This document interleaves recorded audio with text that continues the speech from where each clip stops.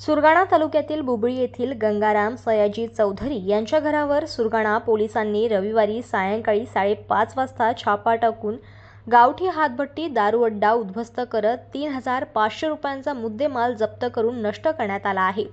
सुरगाणा पोलिसांना मिळालेल्या गुप्त माहितीनुसार पोलीस निरीक्षक राहुल मोरे यांच्या मार्गदर्शनाखाली सहाय्यक पोलीस निरीक्षक राजेश गावित, तुळशीराम चौधरी, नितीन ढेपले, संदीप पगारे यांना घटनास्थळी जाऊन दारू तयार करण्यासाठी सडविलेले रसायन, निळ्या रंगाचे प्लास्टिक टब, 50 लिटर मापाचे 2 टबमध्ये फसफसते उग्र वासाचे गूळ, मोह, नवसागर मिश्रित रसायन, 70 लिटर हातभट्टीची दारू तयार करण्यासाठी लागणारे रसायन प्रति 50 रुपये लिटर प्रमाणे